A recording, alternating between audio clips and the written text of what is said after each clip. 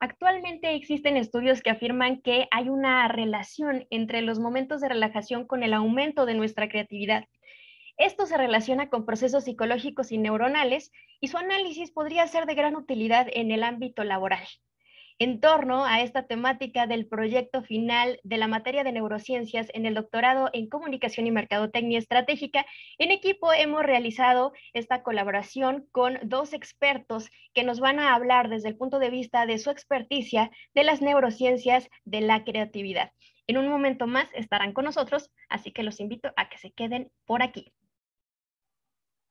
En torno a esta temática, tenemos la oportunidad de platicar con la maestra Erika Berenice Rodríguez Plasencia, licenciada en Psicología por parte de la Universidad Autónoma del Estado de Hidalgo, con énfasis en comunicación organizacional. También es maestra en Administración de Negocios con especialidad en Recursos Humanos por la Universidad TecMilenio y tiene un diplomado de Recursos Humanos en Tecnológico de Monterrey.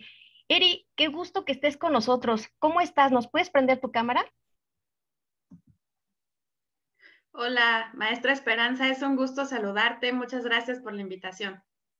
Gracias a ti, estamos muy contentos de que pueda ser una de nuestras voces expertas en esta ocasión y son tres preguntas básicas en las que queremos enlazar un poco toda esta cuestión creativa con cómo lo podemos aplicar en el entorno laboral. Sabemos que a estas alturas, si no eres creativo en el trabajo, pues simplemente es una barrera para poder innovar y no solo innovar, sino también progresar como organización. Entonces, desde la perspectiva psicológica, ¿cómo es que se da este proceso creativo? Me gustaría que nos contaras un poquito y cuáles son los retos que influyen en este logro, ¿no? En entornos laborales, estrés laboral, todo esto. Sí, claro que sí, con mucho gusto. Mira, platicarte que el proceso creativo, como es un cognitivo, y como dice el dicho, cada persona es un mundo. De igual forma, hay miles de procesos creativos y cada persona pues es capaz de diseñar a su vez su propio proceso creativo y la forma de conseguir nuevas ideas y nuevas soluciones. En realidad ha habido infinidad de psicólogos que han hablado sobre el proceso creativo, por ejemplo, Gilbert o Link, pero a mí me gusta enfatizar en el proceso creativo de acuerdo con Graham Wallace, que bueno, él extrapola, está muy interesante esta visión porque extrapola las fases del proceso creativo al desarrollo humano, ¿no? Entonces, por ejemplo, se habla sobre la preparación y lo extrapola, por ejemplo, con el noviazgo, ¿no? Se va preparando, van conociendo, en la parte, en esta primera faceta, se prepara una idea o se tiene la idea, mejor dicho, de que algo debe innovarse. La segunda parte se llama incubación y lo extrapola, por ejemplo, con la gestación humana, una mujer embarazada, es decir, se está cociendo la idea y finalmente viene en el tercer punto la iluminación, en donde se da luz al bebé o se da una idea, como el decir de eureka, encontramos una idea de la cual queremos innovar y por último viene la verificación, que es el cuarto paso y la cuarta fase de este proceso creativo y en esta la extrapola cuando ya el humano creció, se desarrolló y tiene dudas sobre su existencia. La verificación del proceso creativo sirve para identificar si la idea es funcional o no. ¿Y cómo se extrapola esto en el trabajo o en el sentido laboral? Pues definitivamente es algo en lo que los psicólogos organizacionales nos fijamos, en identificar si nuestro personal o la persona que vayamos a contratar o que ya está dentro de la organización tiene iniciativa para desarrollar otros procesos diferentes a los ya establecidos y desde luego que es un plus el tema de la innovación y la creatividad. Y en temas, por ejemplo, de estrés laboral, que funge como una barrera, sin lugar a dudas, cuando queremos crear algo nuevo, ¿cómo es que funciona desde el punto de vista psicológico? Pues desde luego que el estrés laboral influye muchísimo, se puede derivar en un bloqueo creativo, así le denominamos. En este bloqueo, pues es tanto el estrés de la persona, tanto físico como mental, que sus actividades caen en la monotonía, resultan ser poco estimulantes para su desarrollo profesional y desde luego que sus pensamientos pues se vuelven lentos, más nebulosos y parece que no hay luz. Entonces el estrés laboral desde luego que influye para la creatividad. Y en este tenor, que nos compartes, esta creatividad podría ayudar a que nuestros colaboradores presenten un mejor desempeño o no tiene nada que ver? ¿Cómo es que esto se muestra en los resultados organizacionales?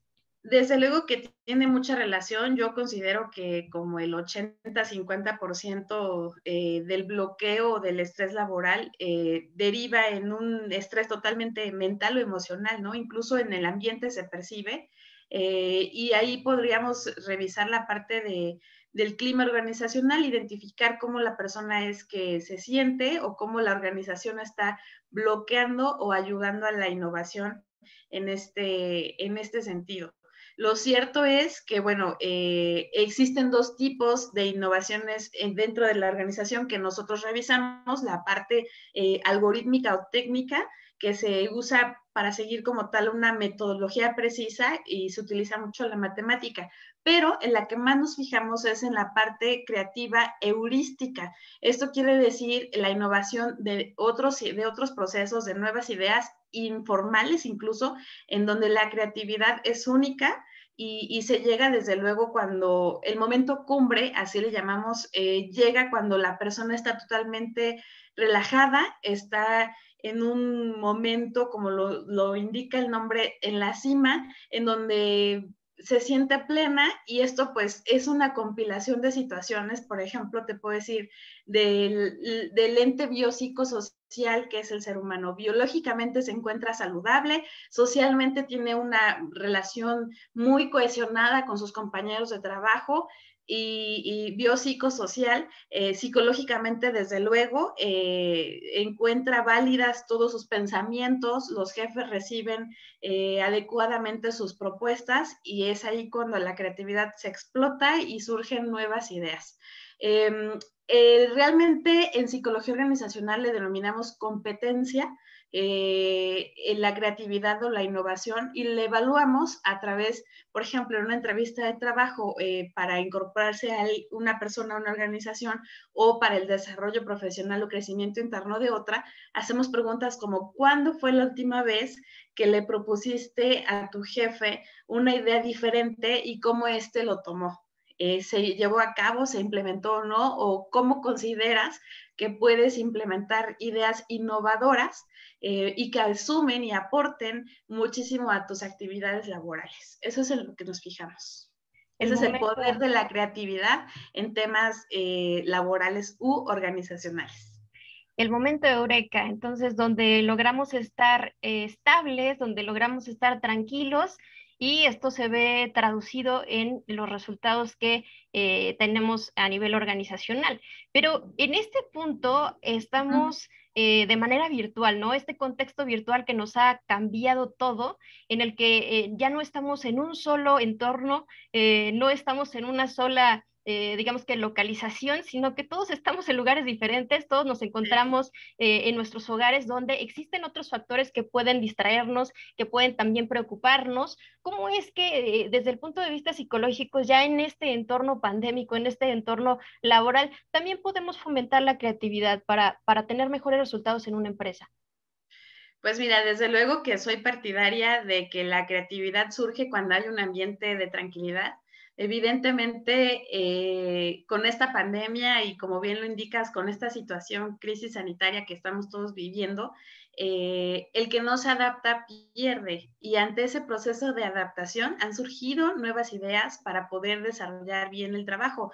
Veía imágenes, por ejemplo, de una mujer inglesa diplomática que para conectarse a la ONU puso unos libros encima de una mesa y se subió como en 4 almohadas, se sentó para poder estar a la altura de la cámara y ella ejecutiva desde arriba y por supuesto que abajo en pijamas para poder dar su plática. La gente está innovando, me ha tocado ver incluso si lo llevamos al contexto, la cultura mexicana, profesores que han implementado atrás un pizarrón blanco para escribir, otros profesores u otras personas que se han tenido que contratar a alguien que los capacite para saber usar estas plataformas.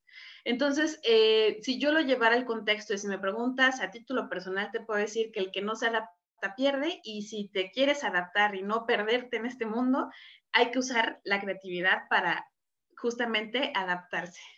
Así es, muchísimas gracias, Eri. Ha sido un gusto enorme que puedas acompañarnos, que puedas orientarnos un poco acerca de cómo este punto de vista psicológico tiene mucho que ver con los entornos laborales y cómo es que podemos obtener mejores resultados cuando estamos en calma, cuando estamos tranquilos. Gracias, Eri, de verdad. Al contrario, gracias a ti y te deseo mucho éxito. Espero que la información sea útil. En continuidad a la presente entrevista, ahora tendremos el análisis neurológico.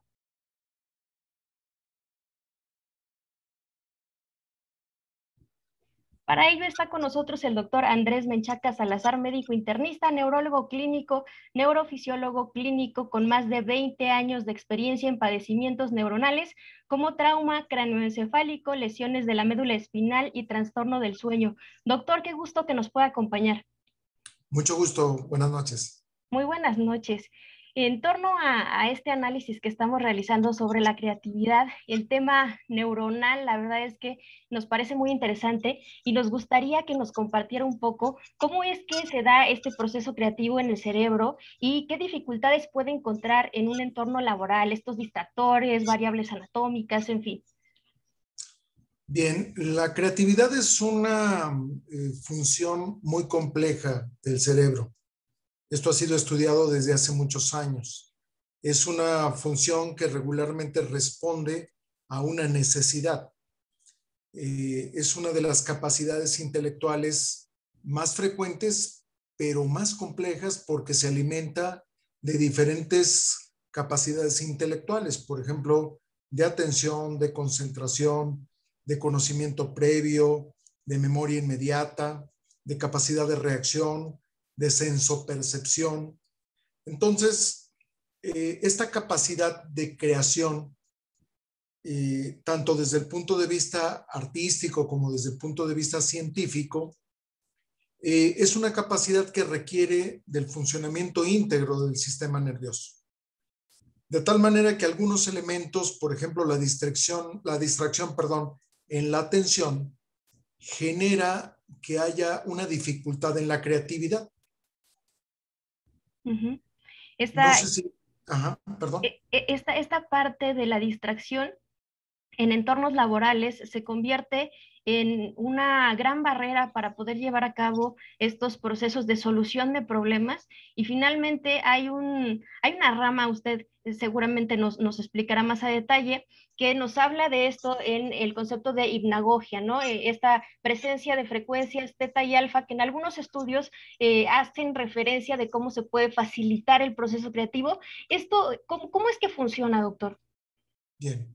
Desde hace muchos años se ha sabido que durante el sueño existe un proceso de imaginación que finalmente va a dar lugar a la creatividad. En las personas normales, en el registro electroencefalográfico, existen diferentes frecuencias. La frecuencia que tenemos en vigilia es la frecuencia alfa, pero por ejemplo, cuando nosotros cerramos y abrimos los ojos, se desactiva esa frecuencia alfa cuando nos distraemos, por ejemplo.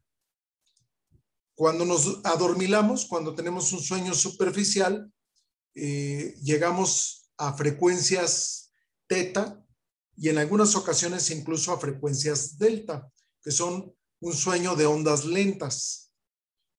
Se ha sabido ya desde hace algunos años que especialmente las personas que tienen alta creatividad durante el sueño o durante la relajación profunda, durante la meditación, por ejemplo, les permite tener un ámbito de mayor capacidad de creatividad.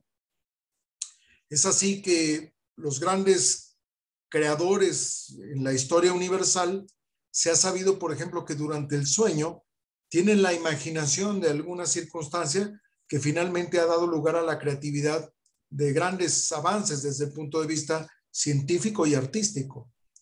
Entonces, cuando nosotros estamos concentrados, cuando nosotros estamos meditando o cuando estamos durante un sueño, vamos a tener esa capacidad de tener un poco más de creatividad. No digo que no exista creatividad durante la vigilia, pero esta creatividad es más importante durante el sueño y durante la meditación profunda.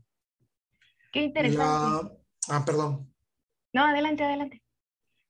Esta creatividad se va a desarrollar principalmente, es a lo que se refiere usted con esta circunstancia hipnagógica, con la presencia de una imaginación profunda. Es decir, quien es creativo habitualmente es una persona que tiene una gran imaginación. Todos los seres humanos tenemos una capacidad creativa, pero aquellas personas que tienen una personalidad más imaginativa van a dar lugar a mucha más creación. Entonces, cuando tenemos una actividad eléctrica en el cerebro que la podemos medir por el electroencefalograma con actividades más lentas, hablamos del ritmo alfa o del ritmo teta o delta, pues entonces tenemos una capacidad más creativa. Si estamos interrumpidos por mucha inatención, por ejemplo, el bombardeo de mucha información, esa capacidad creativa va a disminuir de manera lógica. Qué interesante esto que nos cuenta, y es que justo durante este análisis encontramos, como usted menciona, que parte de los grandes artistas de todos los tiempos hicieron uso de esta actividad de hipnagogia para realizar su arte, ¿no? Como es el caso de Salvador Dalí, que tenía todo un método para poder plasmar su arte en este estado donde encontraba lo que después iba a colocar en sus pinturas. Y bueno, una de las cosas que nos llama la atención es cómo podemos lograr este estado de tranquilidad en el trabajo, porque finalmente estamos realizando muchísimas cosas al mismo tiempo, nos encontramos con factores de estrés. Sin embargo, si la creatividad es realmente mucho mejor cuando logramos tener estas frecuencias neuronales en la tranquilidad, ¿cómo es que podríamos reunir estos dos factores? ¿Cómo es que podríamos de alguna manera ocupar estas frecuencias neuronales en un proceso creativo en el trabajo? Bueno, yo creo que habría que dedicarnos a la meditación profunda, a tratar de evitar que haya elementos que nos distraigan. Desafortunadamente en la actualidad pretendemos hacer muchas cosas al mismo tiempo y eso nos distrae, interrumpe nuestra actividad de meditación. De tal manera que si, por ejemplo, dedicáramos nuestro tiempo a una actividad en específico, creo que sería un buen elemento para poder ser más creativos. Entonces, para esto requeriríamos tener salud desde el punto de vista de nuestra vigilia y de nuestro sueño. El sueño, que es una condición en la que pasamos prácticamente un tercio de nuestra vida, no lo tomamos tan en cuenta. Es decir, a veces pretendemos trabajar más tiempo y eso va en contra de la reparación absoluta que nos da el sueño, y con esto mermamos la capacidad de creatividad. Entonces yo creo que el principio para que podamos mejorar la creatividad en los individuos es tratar de que nuestra función de sueño tenga la mayor efectividad desde el punto de vista científico. Y en segundo lugar, que cuando dediquemos el tiempo a pensar en crear, vamos a requerir un proceso de meditación y que no nos interrumpan los elementos externos. Por ejemplo, los aparatos electrónicos, etcétera.